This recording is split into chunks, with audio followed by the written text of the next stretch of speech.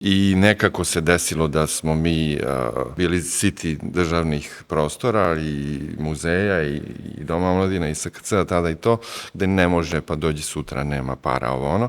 Hajde da probamo da stavimo jednom neke stvari u muzej, zauvek. Mi znamo da ne možemo mijenjati neke kontekste ni političke okvire, ali smo tu da na glas govorimo i da predstavljamo upravo te ljude koji nemaju pravo glasa. Ovim treba da se bave državne institucije. I ja se apsolutno slažem. Samo jedni od drugih možemo iscrpiti svoje iskustvo i znanje i nekako tim povezivanjem možemo dobiti jako dobre rezultate. Mi u naslovu pozorišta imamo ratni, što ja nisam ljubiteljica i uvijek bi voljela da se zove antiratni. A ovo imate i ovo A između S i A, taman za anti. Jer ja mislim da ne možemo živjeti u prošlosti. Dobrodošli u Samo bar razgovor. Donosimo jedan poseban format, nešto drugačije od onoga na što ste do sada navikli, ali vjerujem da će biti vrlo zanimljiv. Jedan od razloga jeste to što ovaj razgovor vodimo u okviru evropskih dijaloga. Evropski dijalozi se prvi put održavaju u Sarajevu i Banja Luci, tačnije u zemlji koja još uvijek nije članicom Evropske unije. Ali to jasno pokazuje da dijalozi, kultura i umjetnost ne poznaju granice, u što ćete se naravno uvjeriti u narednim minutama. Još samo da kažem da evropski dijalozi u Bosni i Hercegovini odvijaju se pod motom povjerenje kao uslov trajnog mira, a cilj im je da potaknu dijalog i povežu mlade ljude sa Zapadnog Balkana. Organizatori su Francuski institut i ambasada Francuske u Bosni i Hercegovini.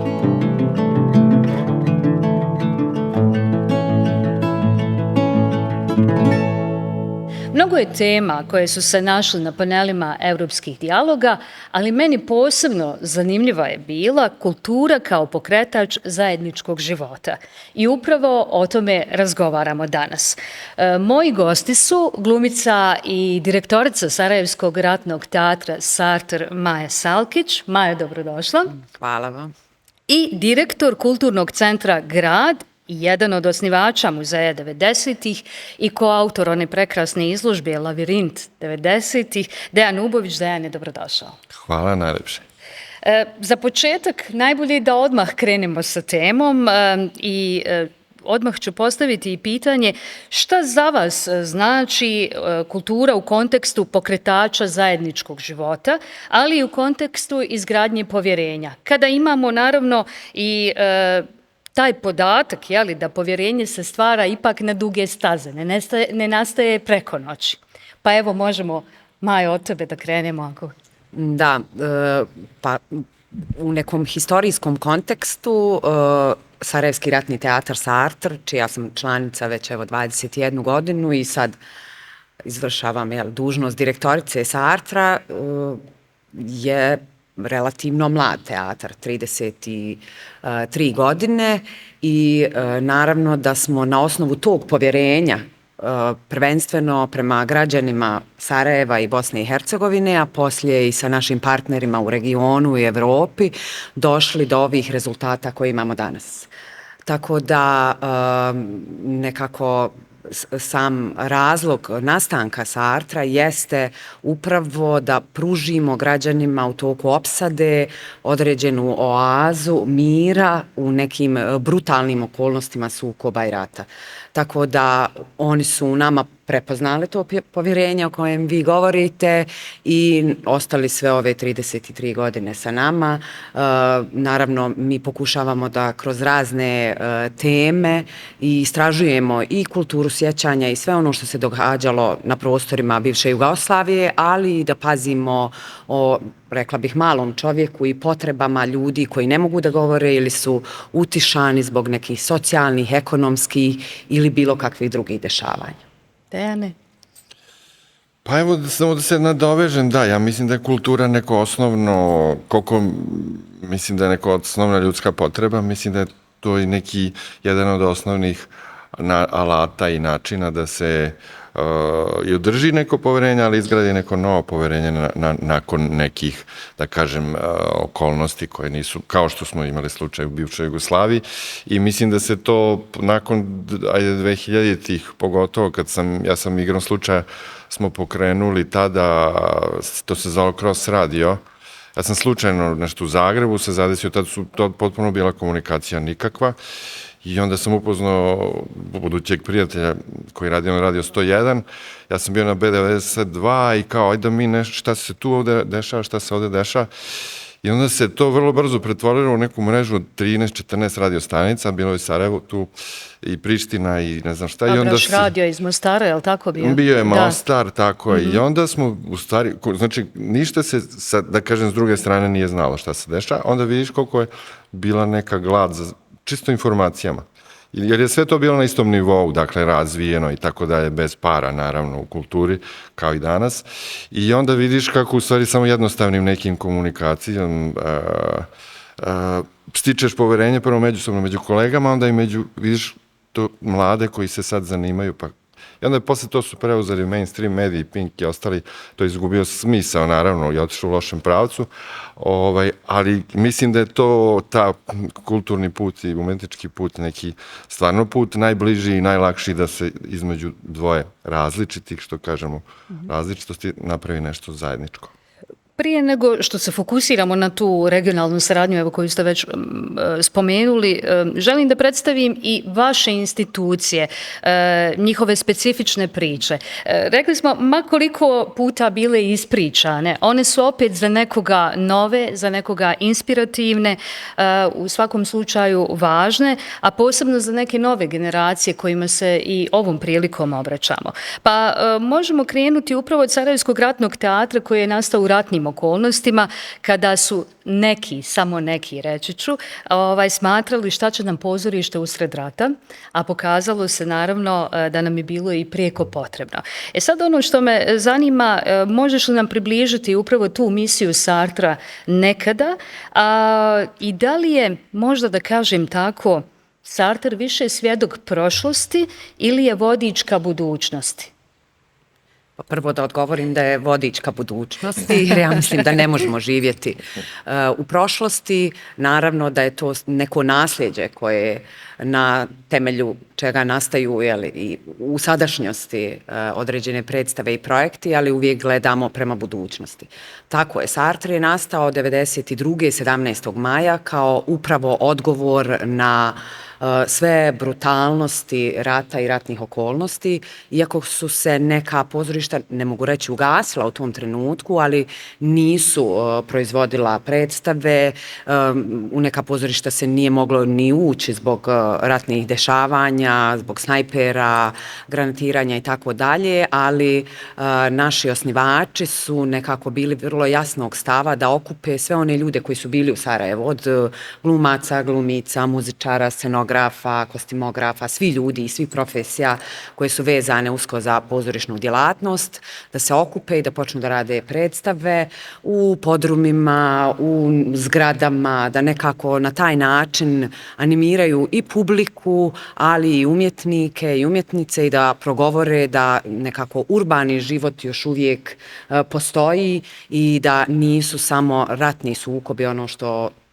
u to vrijeme govori o Sarajevu. Tako da na kraju krajeva postoji cijeli jedan, ja bih rekla, pa sad već naučni aspekt teatar pod opsadom, jer smo svjedoci da je u ratu nastalo više od 200 premijera u Sarajevu, koncerata, izložbi. Znači, mislim, kad biste pogledali sve ono što se dešavalo na kulturnoj sceni, možda je bilo puno jače i nekako sa nekom ozbiljnim entuzijazmom i misijom nego možda što i danas.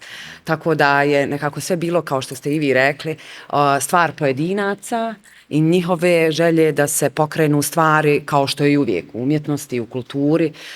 Uvijek je jači taj neki motivacioni razlog nego bilo što drugo što vas pokreće da napravite određene predstave. Dejane, ti si ovdje sada u jednoj dvostrukoj ulozi, da tako kažem, tu je Kulturni centar Grad u Beogradu nastao 2009. godine.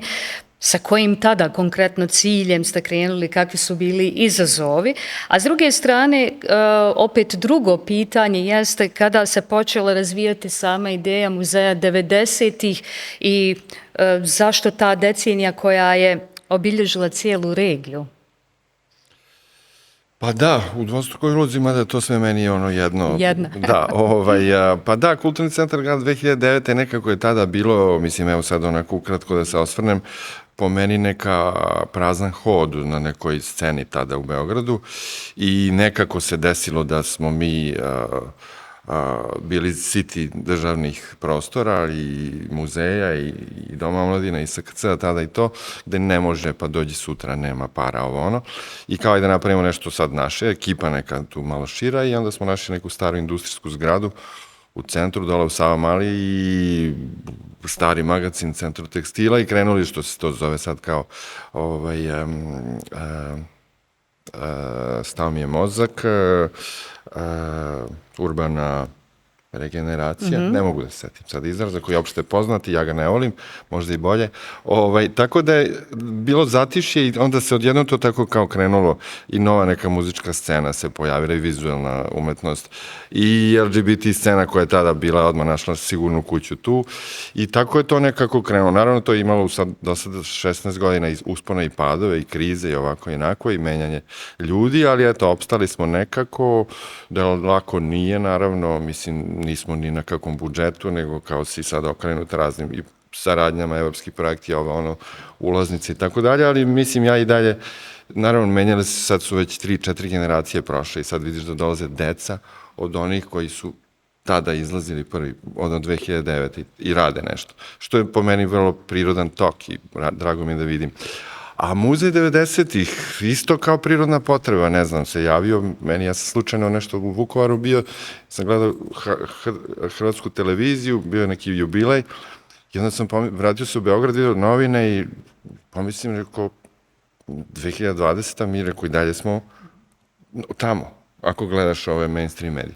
Rekao, hajde da probamo da stavimo jednom neke stvari u muzej, zauvek i ljude neke i da se okrenemo nekim novim pričama i budućnosti. I onda sam tako prvo kontaktirao Dubravku Stojanović, nismo se poznavali tada, istoričarku, i vrlo brzo Igora Štiksa, i onda se proširio taj krug ljudi iz Sarajeva i Zagreba i napravili smo tu prvu pilot izložbu Lavirint 90-ih, koja je gostovala najpre u Sarajevu, posle Beograda. I eto, sad smo se skućili u Kneza Miloša 3 u Beogradu, preko puta zanimljive sad ove atrakcije kod predstavništva Srbije. Potpuno dva sveta, bilo je potpuno bizarno kad smo mi postavljamo izložbu. Kontrast. Da, a ovi sad tamo neke, nacionalistički, neki najgori, a mi ovde se bavimo nekim potpuno kao opsada u Sarajevu. Mislim, sve je suprotno, ali eto, sad ćemo videti. Tek smo 2. juna smo krenuli, onako reakcije su vrlo dobre, emotivne, jer je cela poenta naša bila da spustimo celu priču na neki ljudski nivo i iz ljudske perspektive, da se gleda, pa tu imamo, na primjer, meni je gde se nalazi i teatar pod opsadom i Susan Zontag, velika čekajući Godoa, imamo recimo mapu heroja, to je soba nepristajanje. I tam je nekako najdraža i mapa heroja, na primjer, uključuje ljude koji nisu, nažalost, u udžbenicima istorije i dalje, ali mislim kad budu, onda ćemo doći do nekog drugog nivoa, kao što Nedeljko Galić, čuveni Schindler iz Ljubuškog, ili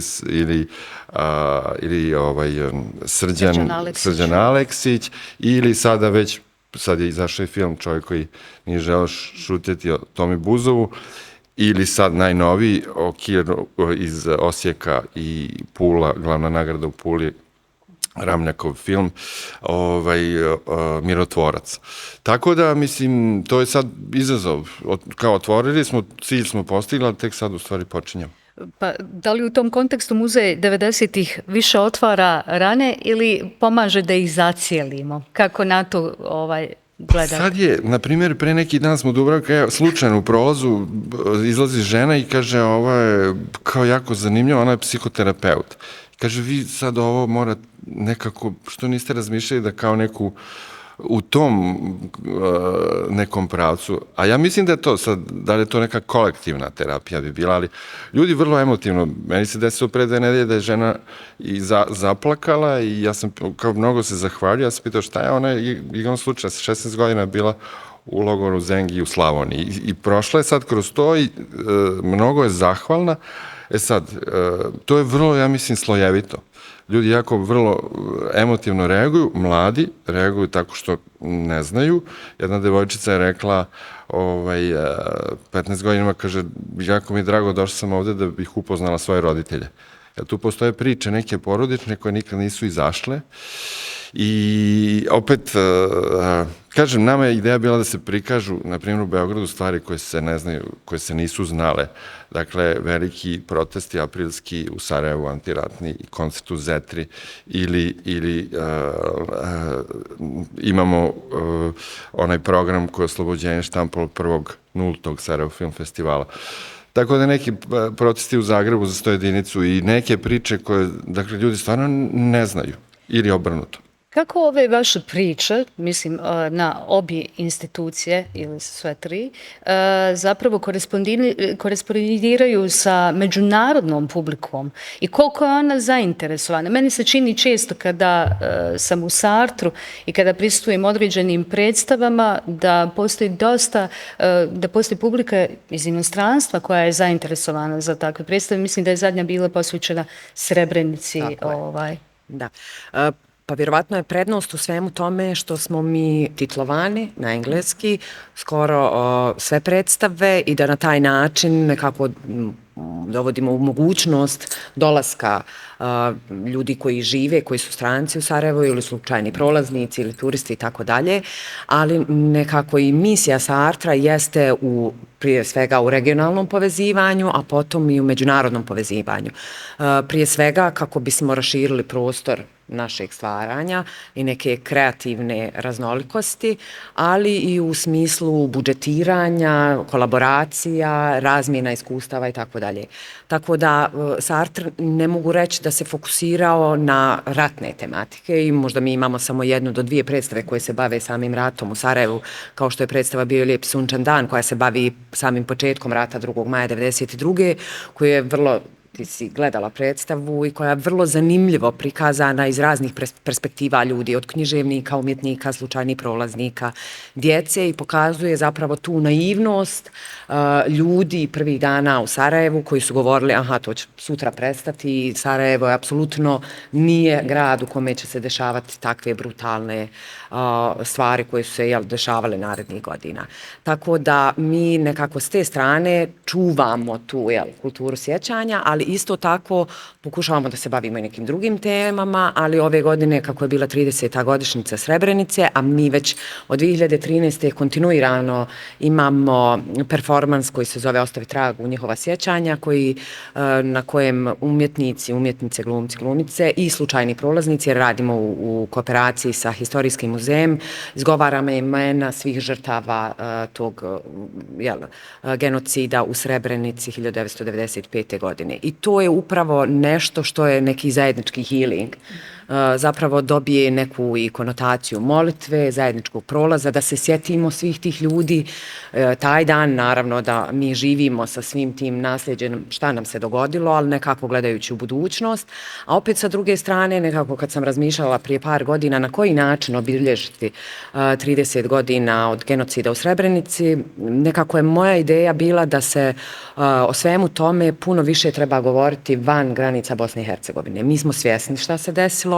Ne mogu reći, evo iz perspektive roditelja, jer kao tinejdžera, da su oni baš previše zainteresovani za sva dešavanja koja su bile 90. u Bosni i Hercegovini, generalno na Balkanu, ali to je njihova historija, to je njihovo nasljeđe i oni su vrlo dobro upoznati sa činjenicama. Naravno, oni se osjećaju stanovnicima svijeta i interesuju neke druge teme, ali nađu neke poveznice na koji način da ipak imaju poštovanje prema svemu onome što se dešavalo i da nekako to bude okidač za buđenje empatije prema svim vrijednostima i svim sukobima koji se trenutno dešavaju u svijetu.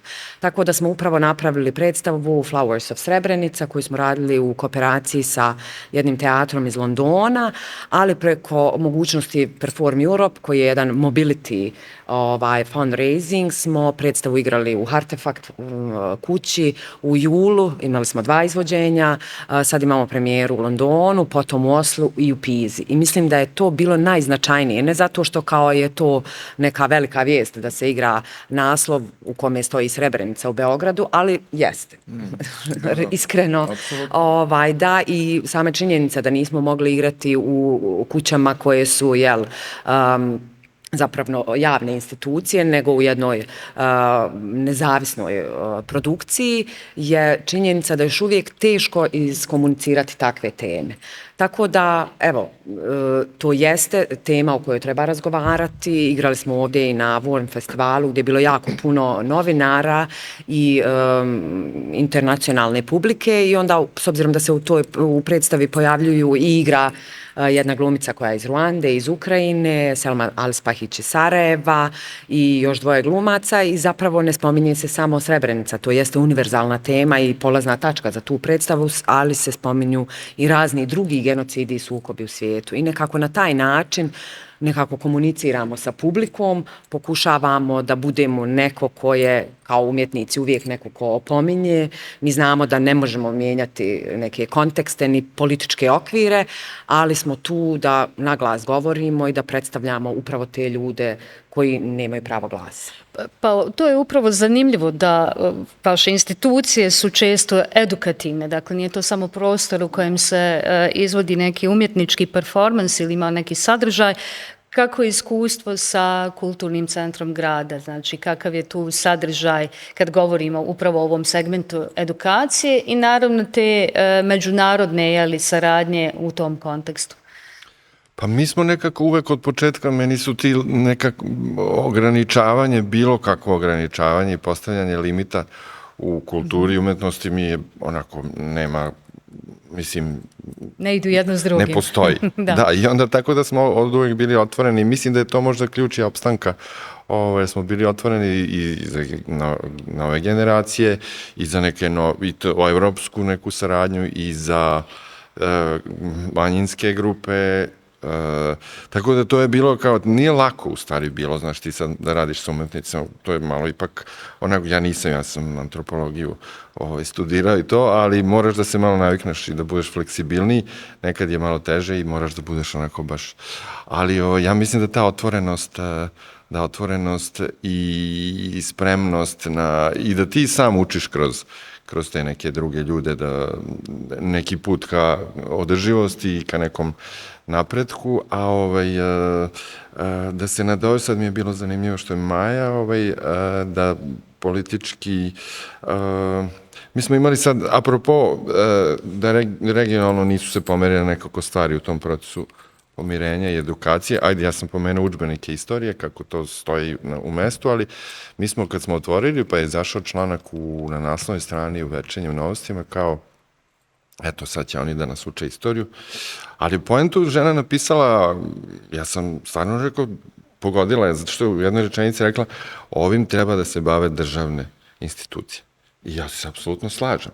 Ali 30 godina kasnije niko od državnih institucija nije to uradio. I ja mislim da bi mi daleko bili ispred da su se sad vlade iz regiona, a mi ćemo napravimo taj muzej, pomirenje, šta god. Ali nije to slučaj. I dalje, nažalost, se taj nacionalni nivo koristi i za zloupotrebu istorije. Pa kultura na Balkanu često preuzima ulogu povezivanja kada politika zakaže, a politika zakazuje često. Ovo mi je zanimljivo, naravno već ste nekoliko puta kroz svoje odgovore rekli da postoji ta regionalna saradnja, pa me baš zanima i taj kontekst, s obzirom da čini se da je ta saradnja postala nužna, ali ukoliko želimo dobiti i neke novce koji nisu nužno iz političkih i nikada možda nisu iz tih nekih političkih krugova, nego su iz nekih fondova. Kako to funkcioniše u nekom vašem svakodnevnom radu, ta regionalna saradnja? Da, pa prije svega nije samo to razlog, razlog je na kraju krajeva mi smo svi isto govorno područje i onda je puno je ljepše i puno je svrsishodnije imati milijunsku publiku nego ograničiti se na samo grad u kome živite ili u državi kojoj djelujete. Tako da nekako mislim da sve to što su bile intencije da se zatvorimo, da smo sami sebi dovoljni, mislim da današnjim nekim odlukama, opet naravno individualnim, dolazimo do zajedničkog cilja da je ovaj prostor, evo ako ćemo reći Zapadnog Balkana, kako ga već zovu, ili regiona, zapravo naše polje djelovanja. I što mi više budemo otvoreniji i sarađivali između sebe, mislim da ćemo imati produktivnije predstave i izložbe i umjetničku scenu i kulturnu scenu i muzičku scenu, tako da samo jedni od drugih možemo iscrpiti svoje iskustvo i znanje i nekako tim povezivanjem možemo dobiti jako dobre rezultate, evo, kao što se tiče pozorišta. Mi smo u samom početku, evo već prije 2 godine se povezali sa Ulises kazalištem sa Brijuna i radili smo već 2 koprodukcije s njima. Prva je bila Otelo Šekspir koju smo radili sa ukrajinskim umjetnicima i upravo u tom trenutku smo imali potrebu da ugostimo ljude koji su bili i tada u nekim ratnim okolnostima, jer prisjećajući se svega onoga i veliki umjetnika, evo, spomenuli smo Suzan Zonta koja je dolazila u toku rata u Sarajevo, tako da smo mi nekako imali potrebu da svojim odnosom vratimo tu nekako da budemo zahvalni šta je nama Evropa u tom trenutku ili svijet pružao kao utočište. Tako da nekako tim malim koracima smo pokušavali da se povežemo, da zajedničke projekte pravimo. Mi imamo vrlo jak memorandum o saradnji sa Artefaktom iz Beograda. Sad imamo jedan veliki zajednički evropski projekat koji je zapravo razvojni pozorišni projekat zajedno sa Ulisesom, sa Artefaktom i još jednim pozorištem iz Norveške i Italije. Tako da nekako na taj način pokušavamo da Evropi i svijetu prezentujemo ono što mi radimo u regionu.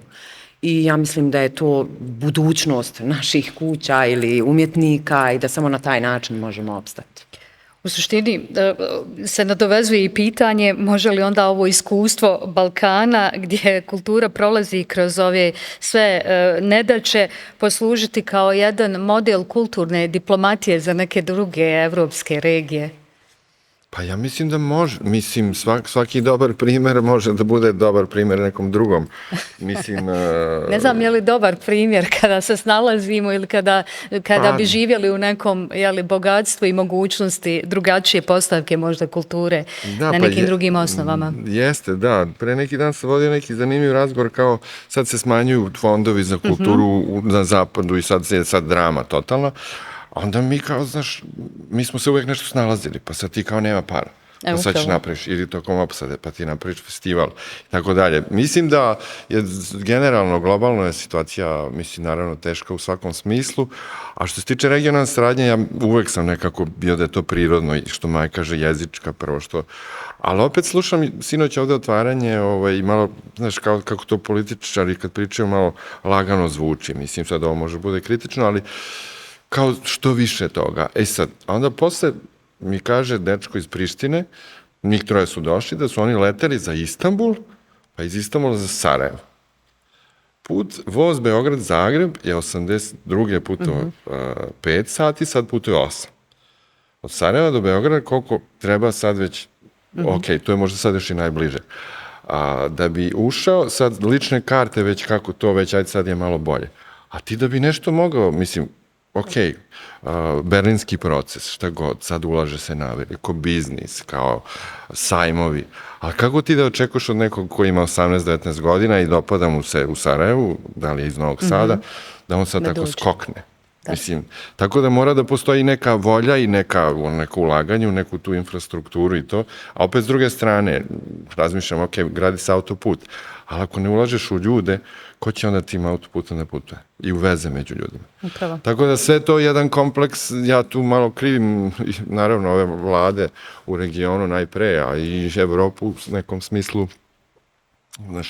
Što nas ne razumije možda, baš najbolje. Pa da, mi smo i dalje, ja mislim, onako malo nekako izopšteni i gledaju nas kao nekako malo drugačije, a mislim da ovdje ima mnogo kvalitetnih ljudi, raznih generacija koji su onako u zapećku i koji odlaze, nažalost, iz svih ovih zemalja, ali opet mislim da ovim zajedničkim, da je to jedini put u stvari. Dolazimo do one teme koja je također važna, a to je publika, naravno, i neke nove generacije. I ono ključno pitanje kako stojimo sa publikom. Obično se žale ljudi, nema nam dovoljno publike na događajima i tako dalje, mada ne mogu to da potvrdim s obzirom da vidim da određene, evo izložba isto Lavirint 90-ih je puna, ima interesovanje. Sartre je pun, ima svoju publiku, tako da to ne stoji baš ta priča u koju smo već ušli, onako kao po nekoj matrici. Kakva je vaša publika? Šta je sa tom nekom novom, mlađom generacijom? Kako dolazite do njih? Sjajno, evo, mislim, vjerovatno smo u isti. Mislim, svi smo u isti, ali sad tu ima više, ja mislim, nekih nivoa. Juče sam slušao u kolima slučajno intervju, poslednji, nažalost, direktor Beogradske filharmonije, Gabriel Feltz, Nemac, koji naučio jezik i to, pa je pričao kako je u stvari njihova ugrožena im je, mislim, to što stvaraju tehnološki, jer njihove predstave traju po sat i po i tako dalje. A ovi su, kaže, svi na 30 sekundi. Mislim, ovi mlađi. To sam htjela i da pitam, u eri TikToka, jeli? Blic pažnja. Da, blic, to samo ide ovako, na duplo brzina, treće, i sad i YouTube, i filmovi, to.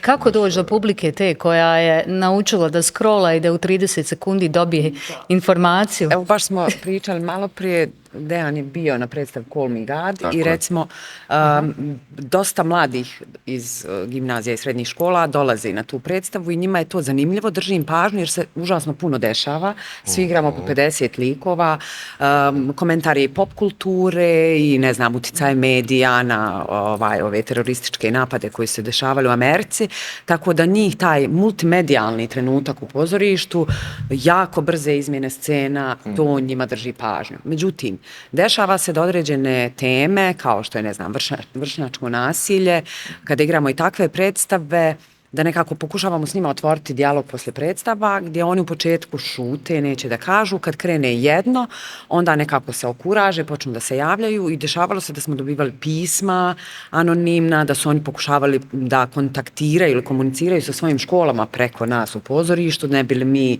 napravili neki uticaj prema profesorima, da ih saslušaju, da im ukažu na probleme. Tako da je sve stvar tema o kojima govorite i ono što njih zanima, to i drži pažnju. Vjerovatno nešto što je, ne znam, lektira, što je standardni neki klasični repertoar, to njih više ne zanima. I ne znam, evo sad smo radili predstavu Podrum koja govori vrlo o škakljivoj temi koja još uvijek u Bosni i Hercegovini kao mi pristajemo, ali posebno javne institucije baš ne stavljaju na svoj repertoar teme iz LGBT društva i okolnosti. I sad predstava se stavila u okolnosti Podruma, to je jedan underground klub koji je bio u Sarajevu i sve kao neki DJ set i kroz to se govori o vrlo ozbiljnim temama i onim što tišti mlade ljude. Eto, nekako na taj način pronađete način da dođete do i modul do kako doći do mlađe publike. A nama jesu zaista i srednjoškolci i mladi ljudi sa univerziteta, naravno imamo i neke dugogodišnje publike, ali nekako ciljamo na to da što više mladih ljudi dolazi. A kako vi stojite sa ovim društvenim mrežama i novim trendovima? Koristite li to da upravo te priče postanu globalne i da budu za nju zainteresovana i neka internacionalna publika koja nije publika tu? Pa ja mislim da kao moraš, mislim, ne bi postojao u delu publike ako ne bi sad. Mislim, sad to TikTok, taj mi je malo stvarno problematičan. Jer je to nekako... To nije naš algoritam. Pa to je, ali čak sam sad i mlađe neke slušao da to, jer to nema, mislim, pravila šta te zanima, to je samo bujica nekih sad informacija i to sad ti si potopljen u tome, ali bez Facebooka, Instagrama i Twittera, ajde taj... Kao i da ne postojiš. Kao da ne postojiš, da, i moraš se ogledati. Mi koristimo. U HC gradu svakako i to je nekako se prirodno desilo da i Facebook, kako smo mi otvorili, Facebook se otvorio, pa smo pratili od početka i to se tako razvijalo i sad tu ima, ne znam, koliko, 50.000, ne znam, na tom Instagramu, koliko to sad ima koliko ti tih dođe ljudi sa Instagrama u prostor na nešto, to je već druga priča, ali mora da postoji. U muzeju koristimo takođe, a to je tek u Povoju, apropo ovog drugog pristupa, sad mi je, na primjer, to zanimljivo, ali to nije naša zasluga, nego, na primjer, javljaju se nastavnici da dovedu učenike na izložbu, pošto su 90. do skoro bile u junu poslednje godine, maju, kad su svi, to samo se preleti, nema veze šta bila rat ovo ono, sad su ga premestili malo ranije, ali primetio sam da mi je lakše da ih puste u multimedijalni sadržaj, da ima i videa od ovog onog, i muzike, i da onda pričaju o tim temama, gde je i Cvet Srebrenice. Lakše prihvataju Da, lakše. informaciju. Juče kad sam sleteo, zvala me neka gospođa, poznanica, kao hoće da dovedu 150 učenika sledeće nedelje, jer vidim da im je to sad taj pristup drugačiji. Jer oni su imali do sad udžbenike, koji su potpuno dibidus, uglavnom pogrešni, i sad nastavnik, ako si nekako normalan, to ti je malo nije baš u redu da to sad pričaš. Imaju porodično informacije, što je isto pitanje, imaju medije, to je tek pogrešno, ove mainstream. Tako da mi smo ušli sad u taj neki mali prazan prostor, mikro, pa ćemo videti, mislim, za 5 godina šta smo napravili. Jednom si izjavio u medijima, kaže ovako, vjerujem u mlade, ali ne vjerujem u ono što se mladima pruža. Mladi ne dobijaju ni bezek podršku i prostor.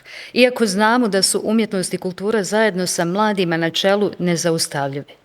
Sad, zašto je to tako uvijek i da li se šta mijenja na tom polju upravo kad govorimo o mladim ljudima? Ja sam verovatno bio mnogo mlad kad sam to izjavio, ali i dalje stojim iza onda je grozno toga. ako stoji još uvijek to. Znači da se ne pomjera sve ovo vrijeme.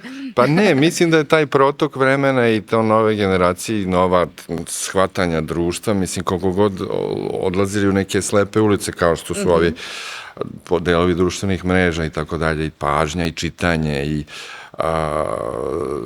mislim da je to jednostavno prirodno i da se starije generacije prilagođaju i prepuštaju nešto mlađima i da mlađi preuzimaju neku odgovornost i za svoje postupke i za povezivanje i za dijalog, kao što evropski ili regionalni, tako da mislim da je to stvarno neka prirodna stvar.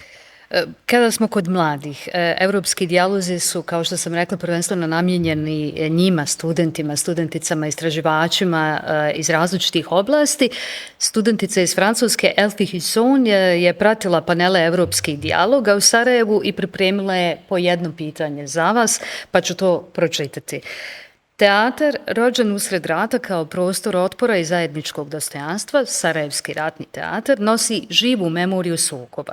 30 godina nakon Dejtonskog mirovnog sporazuma, na koji način pozorište i kultura u širem smislu mogu transformisati to sjećanje i pretvoriti ga u alat za dijalog, pomirenje, povjerenje, kako bi se poticalo zajedničko življenje. Malo smo i odgovorili tokom ovog razgovora, ali evo, možemo još nešto i dodati, s obzirom da se radi o studentici koja dolazi iz Francuske bez onog backgrounda kojeg mi svi imamo. Da. Pa jeste, kažu po nekim istraživanjima da je nekako najveća transgeneracijska trauma se javlja 30 godina nakon rata ili nekog sukoba ili bilo kakve traume. Tako da mi upravo ovo kad kažemo kako kreiramo repertoar i kako pristupamo mladim ljudima, ne mogu reći da su oni presretni da gledaju te teme, ali i čak i publika koja je naših godina, koja ide u pozorište ili gledaju filmove, žele da imaju neke lakše teme kao da pobjegnu od svakodnevnice u prostor, ne znam, pozorišni prostor. Ali opet s druge strane mi kao umjetnici imamo odgovornost da govorimo u odnosu na sva dešavanja. U trenutku kad sam ja, na primjer, pisala 4-godišnji plan, tek je počeo rat bio u Ukrajini, dešavanja, naravno u Gazi se dešava to već od 40-ih godina prošlog vijeka, ali nije bilo na ovom nivou trenutno. Trump je trenutno došao na vlast u Ameriku, tako da se stvari mijenjaju i vi automatski morate da osluškujete šta se dešava u svijetu i generalno u prostoru, u okolnostima u kojima vi živite i da na taj način kreirate repertoar. Opet, s druge strane, da on bude i relaksiran, i uzbudljiv, i edukativan, i zabavan, a opet da ima nosi određenu dozu odgovornosti, samim tim da mi u naslovu pozorišta imamo ratni, što ja nisam ljubiteljica i uvijek bi voljela da se zove antiratni, ali je nekako ratni odrednica, historijska odrednica kad je nastao i ja se nadam da je našoj publici i svim onim ljudima koji prvi put se susreću sa Sarajevo War Theater, da zapravo imaju na umu da se zaista borimo sa da smo antiratno pozorište i da želimo naglas da govorimo o miru, o nekako blagostanju, o povezanosti, nekako otvorenosti u prostoru koji je hrabar, slobodan i da, eto, to je nekako naš cilj da omogućimo i našoj publici da shvati da je zaista prostor, pozorišni prostor hrabrosti i slobode. Pa ovo imate i ovo A između S i R, taman za anti. Yes, upravo tako da možemo. Da. Za Dejana pitanje kaže, radići istovremeno s nasljeđem 90-ih i savremenim umjetničkim izrazima, koju ulogu, po vašem mišljenju, kultura može imati u tome da mlađim generacijama na Balkanu pruži povjerenje u zajedničku evropsku budućnost? Koliko god jednostavno zvučali, koliko god smo pričali ovo prethodno, ipak pitanje je vrlo kompleksno, ja mislim. Pa ja mislim da mi, a i sad ovi mlađi, da nikad nisu razmišljali da oni nisu Evropljani. Mislim u smislu. Ta priča o Evropskoj uniji, to je, bolje ni da ne pominjamo, ali sad je to sve nekako, ali evropska. Sad je pitanje da li pričamo o jednom ili o drugom, ali mislim da je ovo uvek bila i da su u nečemu čak generacije ranije sa ovim prostorom bile evropskije. Mislim, nismo mi ovde izmislili rat. Mislim, ako se pogleda malo dalje u istoriji i ubijanja i tako dalje. Tako da mislim da je u nekom periodu dešavalo, odeš negde, ne znam engleski, dođu ovde kod nas, svi pričaju engleski najnormalnije. Naprimer, mislim i generalna umetnost, kultura, film, mislim, muzička scena, od 80-ih pa nadalje danas. Tako da mislim, eto, taj dijalog je naravno ključ, razgovor, susret, da, tako da svakako verujem u to, u budućnost. Došli smo do kraja našeg razgovora koji je pokazao ono što često zaboravljamo, a to je da kultura nije luksuz, već osnovna potreba zajedničkog života. I reći ću još nekoliko stvari, kultura je prostor u kojem se prepoznajemo, iako dolazimo iz različitih gradova, država ili iskustava. Ona je i podsjetnik i kada su okolnosti najteže, bilo tokom rata u kojem je nastao Sartre ili u traumatičnim 90-im koje tematizira muzej 90-ih, umjetnost može ponuditi nadu, dostojanstvo i dijalog. Kroz iskustva mojih gostiju jasno je da regionalna saradnja u kulturi nije samo poželjna, već i nužna, jer ona pokazuje da Balkan može biti primjer, a ne upozorenje. Da se naše teško nasljeđe može pretočiti u kulturnu diplomatiju, model za Europu i svijet. Posebno važna tema bili su mladi, oni nisu samo publika, to nam je jasno, oni su i pokretači. Oni traže samo svoje prostore u kojima mogu da stvaraju, izraze se i povezuju, a upravo tu kultura ima i nezamjenjivu ulogu. I zato ako bismo morali svesti današnju diskusiju na jednu poruku, ona bi glasila: kultura je najjači alat koji imamo da obnovimo povjerenje i izgradimo zajednički život, jer ona nas uči ne samo da živimo jedni pored drugih, nego i kako da živimo zajedno. Zato hvala vam za ugodan razgovor. Ovo je bio kao neki kratki rezime svega onoga o čemu smo razgovarali. Drago mi je da ste bili ovdje. Hvala. A ako je vama bilo zanimljivo i ako ste pronašli neku zanimljivu informaciju, zašto ne biste like, share, subscribe?